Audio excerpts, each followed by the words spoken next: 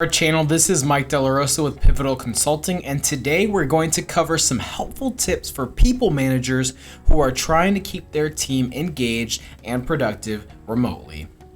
We'll be specifically looking at different ways you can use the Microsoft 365 tools to help manage your meetings. These tips will help keep your remote team engaged and productive in virtual meetings. So start by assessing all your current meetings to see if they're all necessary. If you find yourself just talking to or at your team, consider replacing that meeting with an email, a Microsoft Teams post, a SharePoint news, or anything other than a meeting. Next, you'll want to make sure that all your meetings have a clear agenda. Letting everyone know the goals of the meeting before they join makes it more likely that they'll show up more prepared to discuss a topic at hand, which allows you to have a very productive meeting.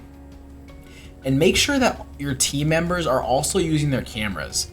It may take some time to be fully embraced, but it really does increase engagement and understanding during conversations.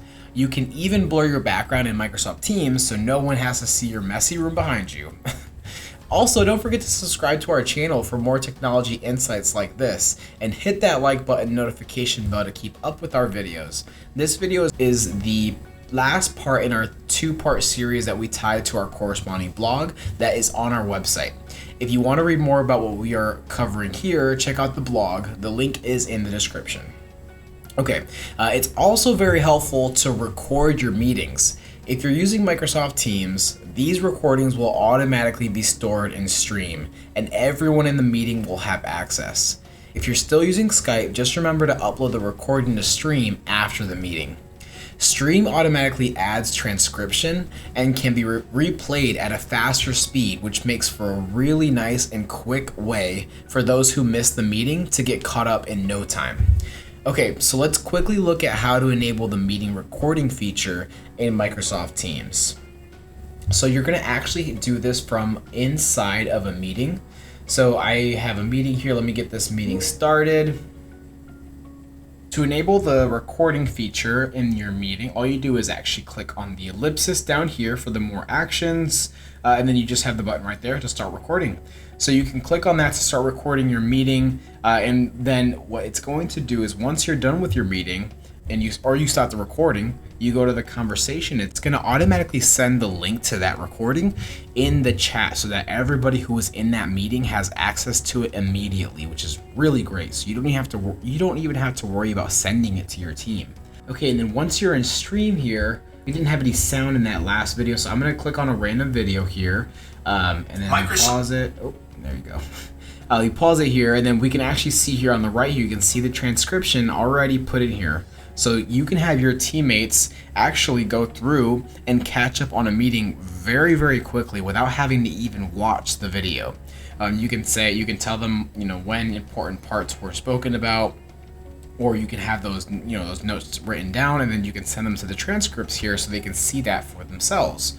Again, very, very helpful tool here to make sure that your entire team stays up to date on everything, and it makes your meetings very, very efficient and very productive, because even if someone wasn't there, it's okay. They can catch up on the meeting as if they were there. Okay, and the last tip for virtual meetings is to use a shared OneNote to take meeting notes. You can save yourself and others from having to chase down notes after the fact. You can even easily claim a space in a shared notebook and encourage your team to help create agendas for upcoming meetings. So here's how you actually create a shared notebook in OneNote. Open up OneNote. Okay, and very, very easy. So click on New Notebook to make one.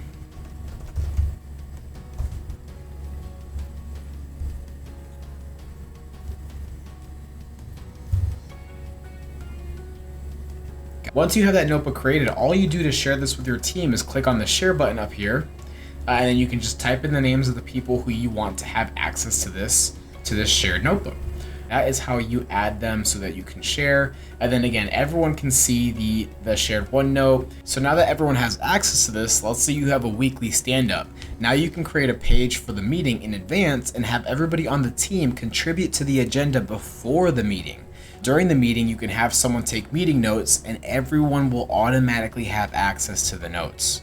But for everyone to have access, obviously you have to make sure that the notebook is shared, which we just showed you how to do. You can send that link to your teammates. And that is it, everybody. So today we talked about specifically virtual meetings and how to make sure that you, as a people manager, have all the tools and know exactly how to utilize Teams and Stream and OneNote to make your virtual meetings a breeze. Thanks again for watching, and we will catch you on the next video.